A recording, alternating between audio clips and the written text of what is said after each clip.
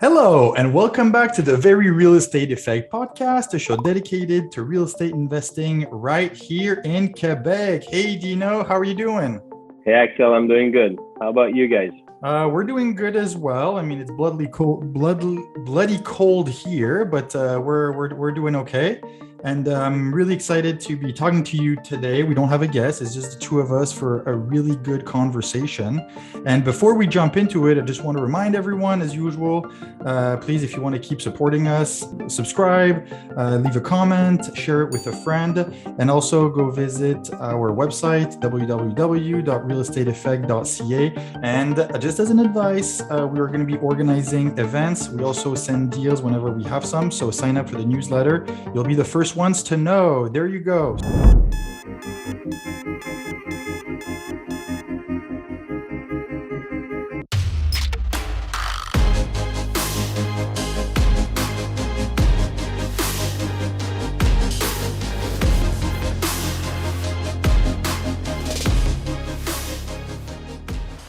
What are we doing today, Dino? So you were talking about minus 30 degrees. I'm at plus 30 degrees. I know you're at plus Great. 30. I know you're in Florida, and I'm still in Montreal, and Yep. but it's good. Having grown up in the Caribbean, I still enjoy the change of seasons, and it reminds me of the change that we go through. And now, no better time to talk about this as we're just wrapping up 2021, getting into 2022. So how was your 21 year? Are you excited of what's coming up next? Are you excited what you achieved in 21? Are you surprised of what you achieved in 21? What was your expectations and what you realized up to date? Tell me about it.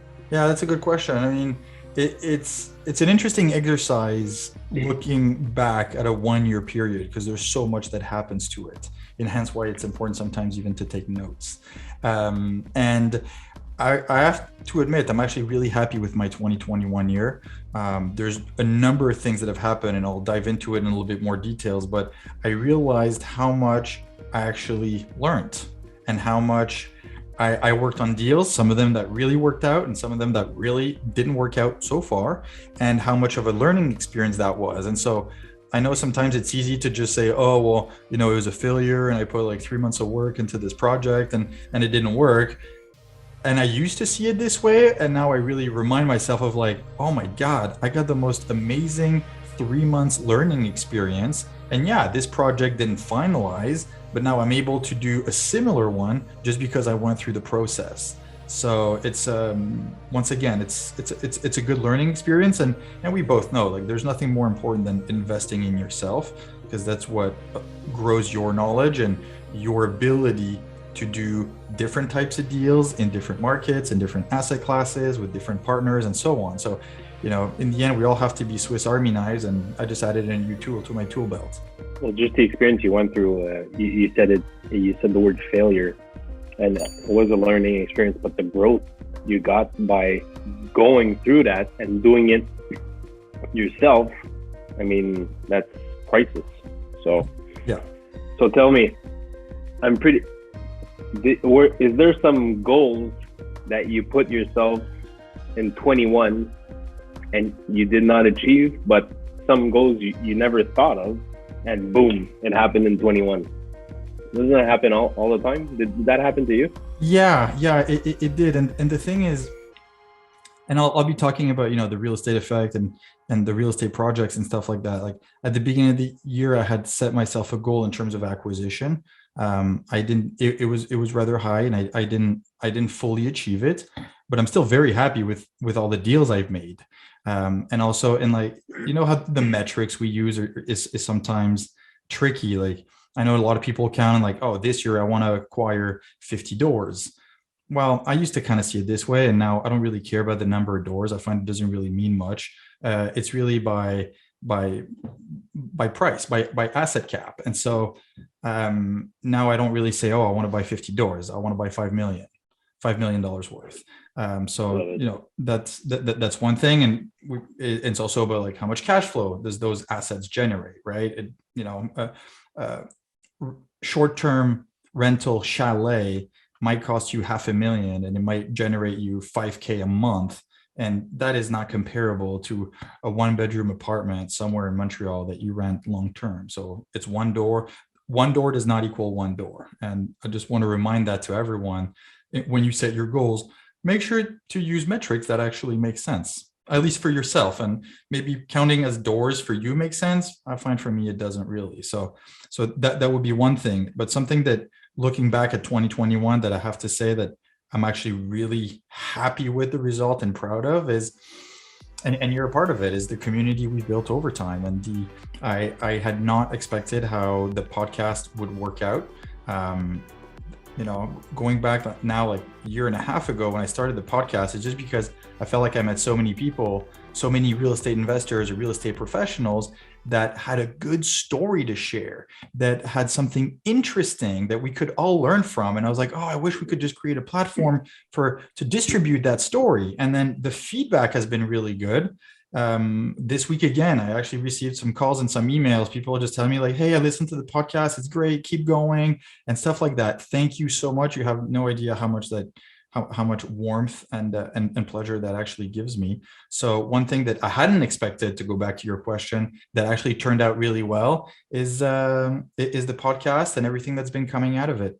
Yeah, and I'm guessing you get to learn, like I said, the stories of the people, but also those stories, without giving all the education, but some stories inspire other people or other investors like to move forward or just to do it, and to go through the action and actually make an offer or go make a deal or partner up with somebody because they heard a story on a podcast. So we met a lot of great people also on the podcast, nice stories, new partners, people we met in events.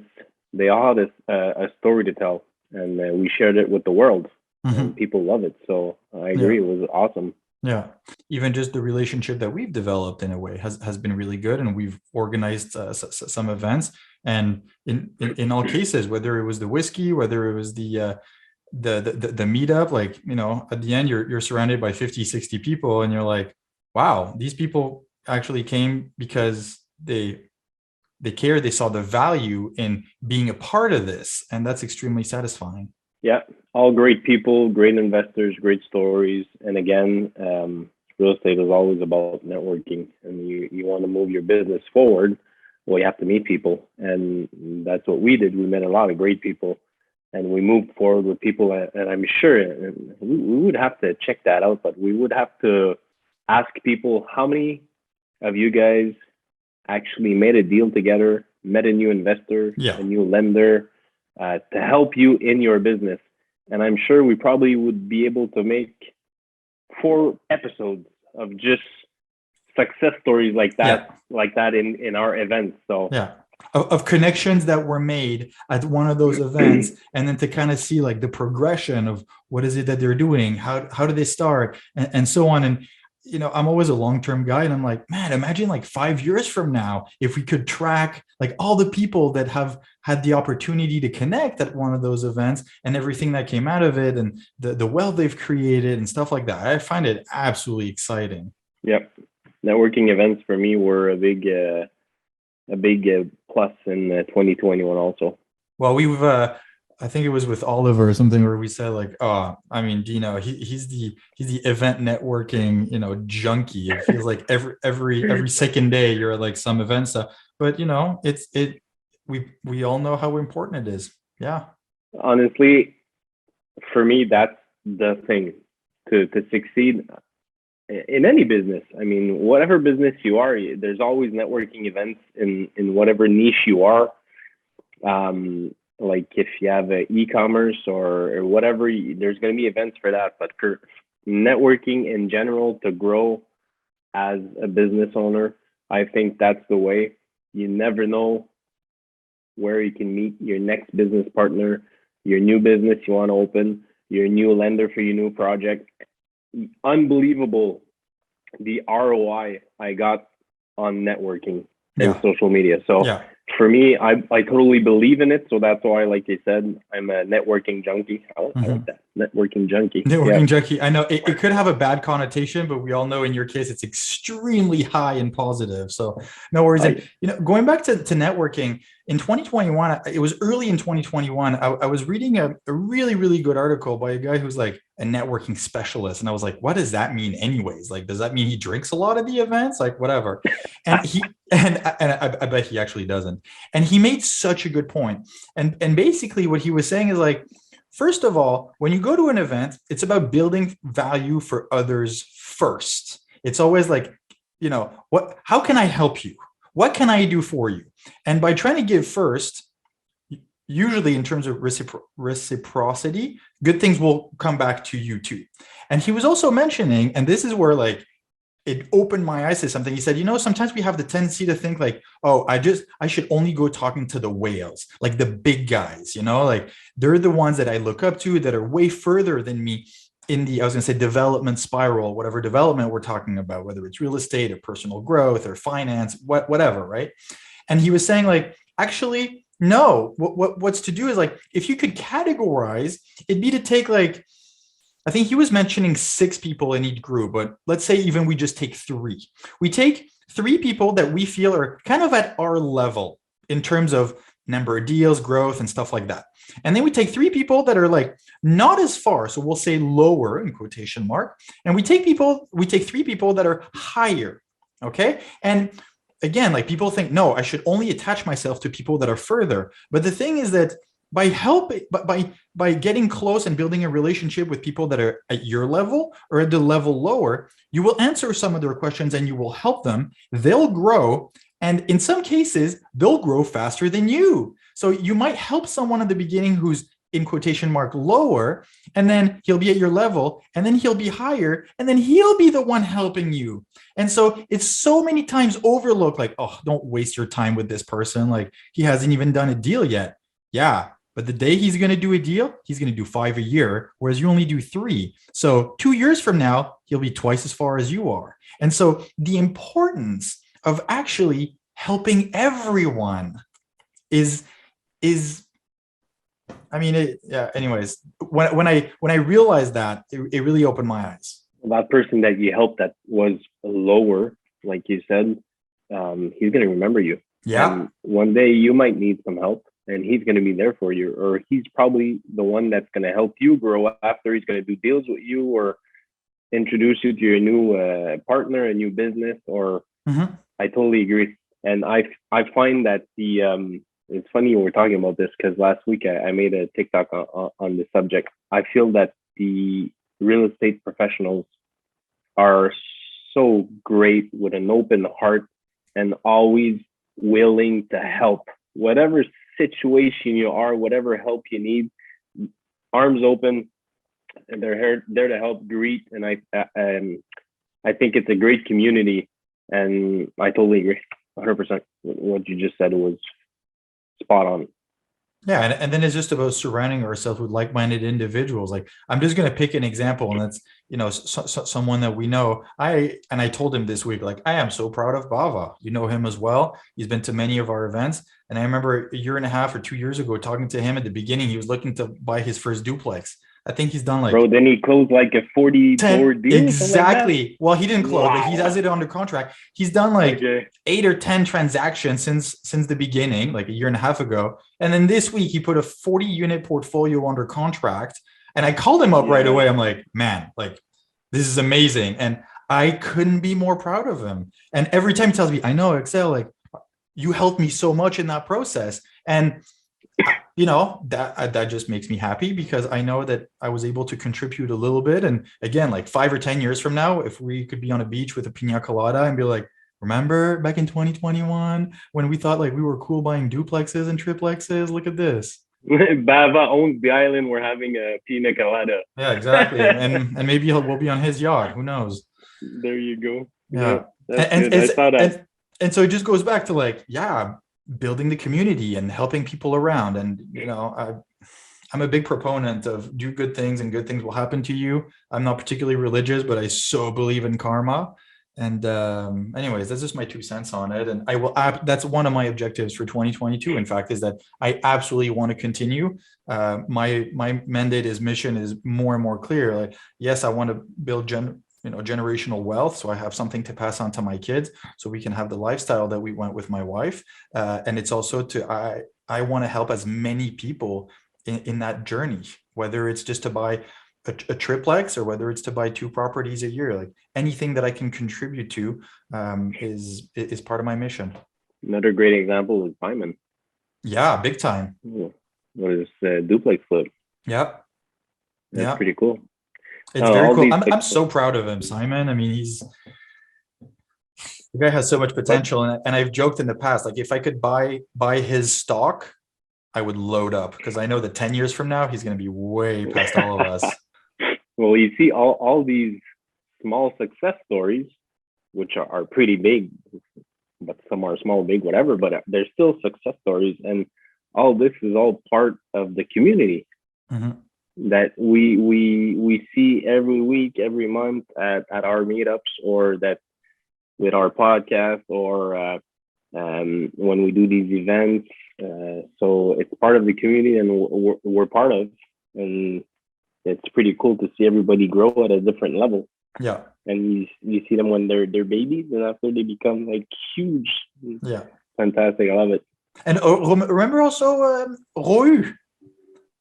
We were at the event at the event at the Marché des Éclusiers in Old Port, Montreal. Yeah. And she came, she was on the meetup, and she said, yeah, I'd like to invest, but I'm not sure. I've been thinking about it for a while, and this and that. We see her a month later. She's like, yeah, I'm working with my agent. We're looking. We see her 1 month later. Yeah, I have a triplex under contract. I'm supposed to close in 2 weeks. So happy for her. Boom. 3 months. There you go, girl. So happy. There you go. I love it. Love it. So that's So continue to build the community and help as many people in that journey is definitely one of my objectives. Obviously, we have some deals in the pipeline that we started last year that we're going to finish. We're giving a big boost in prospection, and we already have quite a bit on our plate in terms of project and a little bit of capital to raise and some projects to finish putting together. So that's a big one. So going through 2021. What would be one thing that you would have changed? Not that you regret, one thing that you would have changed. No, that I would change. And well, now that I realize like some of the, I shouldn't call it mistakes, but like pitfalls that I've had, is that there's a lot of things that I need to put in place better processes and automate a number of steps into a number of different areas, whether it's in the community building, whether even that's just in the way that we put together the podcast, stuff like that. And so that's one thing that I will continue to do in 2022, which is systemize. Because I realize I spend too much time doing some stuff that I shouldn't, and we've had some long conversations about it with my wife over the holidays. Of like, we really just got to focus on value add activities. Everything else should be given to someone else. Love it. Music to my ears. Again, I just got back from Vegas from a mastermind, and one thing that was said and that resonates a lot with me, and that I'm keeping in mind, it's like music to my ears. They said, delegate to elevate. Yeah. Somebody else can do it. Let somebody else do it. You should be working on your business, not in your business. And more so, you should be working on where brings you the most money or success to your business and what you are good at. If you're not good at it, delegate it to somebody else. Don't waste your time. If you're not good at it, or if you just don't want to do it, there's also that. There's some stuff that you might be decent at, but like, ugh. And I'm going to give you a very good example. For me, it's property management. So far, I've still handled it myself, or with Simon rather. And I don't know, like I feel like now it's like a ball of lead on my leg. I don't want to do it. There's no value add. I don't want to have to deal with it. I'm happy to pay 5% of revenue to a management company. And in 2022, all the bigger properties, they're all going under management. I don't want to hear about it. Totally agree. Such a waste of time. Yeah. Yeah. You would be much better acquiring properties or whatever brings more money to your business. Believe me. And so, actually, I just want to give another example. Earlier this week, I had a call with a big investor. I'm not going to say his name because I'm supposed to do a podcast with him, so I'll keep the surprise going. And he was telling me that he acquired for 26 million of assets this year. Okay, and so when he told me that, I was like, "You said, did you just say 26 million in 2021? That's pretty good." And I know how he works is that he focuses on the acquisition. After that, he just passes it to somebody else. We closed, it goes to somebody else. And often he'll do a partnership with someone. He'll give them 10, 15, 20%. And from the minute they close, that partner handles everything. The renovations, the optimization, tenants, managing the management company, and so on and so forth. And again, like, would you rather have 80% of a deal that once you've acquired, you almost have nothing to do, or 100% of a deal that you have to be tied to and you have to put 5 times more time and energy into it? It got me thinking, and I was like, I used to say, like, what is it that I'm doing wrong? But it's really like, what is it that I'm going to do better this year or different? That's good. I like that.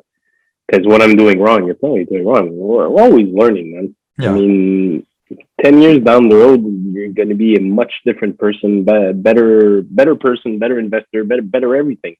So it's not what we're doing wrong. It's what we're learning down the road, thanks to our community, thanks to the coaching we take and all that. So, cool. Yeah, there's only room for improvement. What is one thing in 2021 that you discovered or that you started doing, and then in 22 you're going to say, for sure I'm continuing with this or doing this? Or So it's funny that you asked that question, because I've had, we've kind of been on, not lockdown, but we've spent a lot of time at home over the last 3 weeks.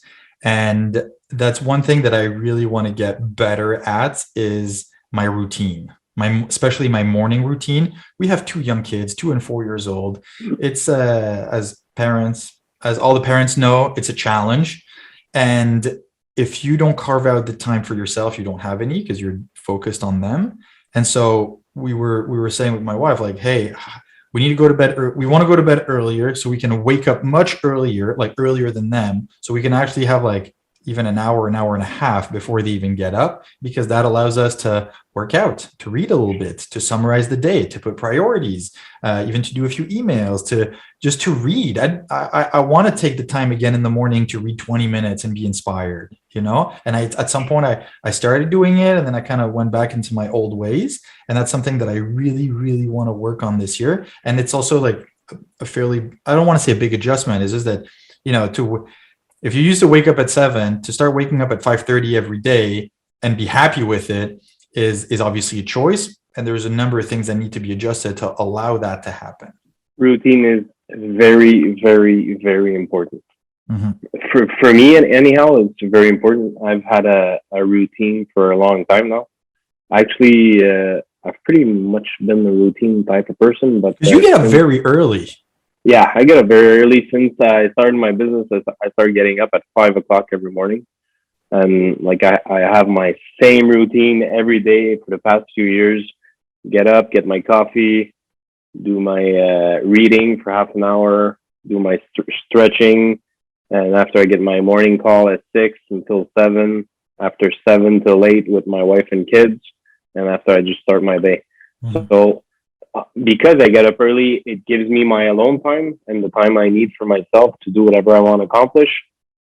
And it helps me also go through the day and finish my day earlier. I mean, often like 2, 3 o'clock, my day's over. Mm-hmm. And like, I greet my son at the bus stop when he finishes school. And it's all things I can do because I have a good routine and I get up early, and I obviously go to bed early, because when you get up at 5, you get the 7 hours of sleep. At 10, you're gone, But it's a very good balance for your in your life, your family life, your business life, your personal, professional life. So the balance is very important. Mm-hmm. Did you read, in order to put that in place, did you read the book Miracle Morning by L. Rod?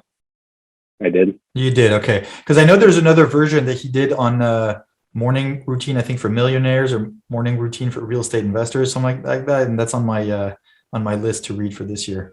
Yeah, I read that one maybe 2 years ago. Mhm.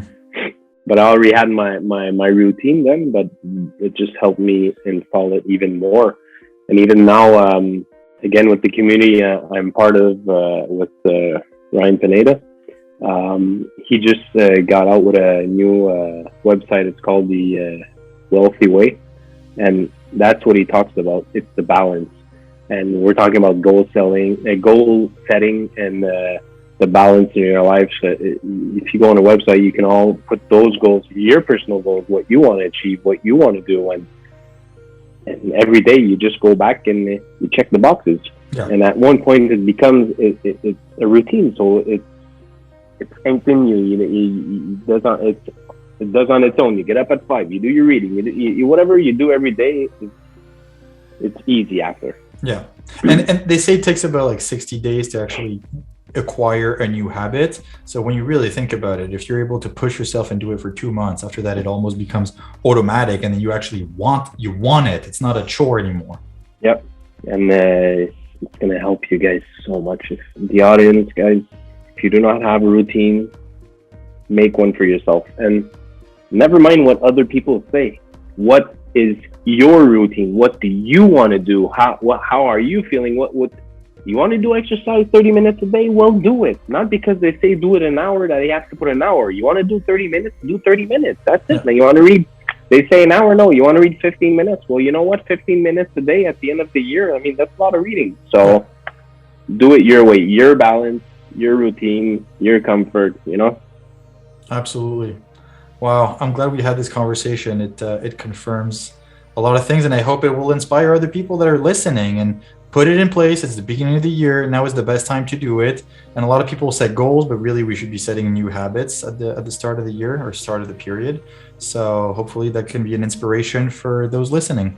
Yes, sir. Do it, guys. Do it. Massive action. There you go. Massive action equals massive results. There you go. Well, that's a great way to end. Thank you so much, Dino. Really appreciate it. Always love to chat. And again, let this be an inspiration to all of you who are listening. You can make a difference. Everything's in your hand, and you control your fate. So go for it. On this wonderful note, my dear Dino, do you want to take us out? I want to take us out, guys. Did you like this episode? If so, like it, share it, tell people, tell family. We're talking about inspiration. You don't share, you don't inspire. So tell everybody, come at our meetups, and please just do it and have fun. Wonderful. Signing off. Thank you so much. Talk to you next week. Ciao.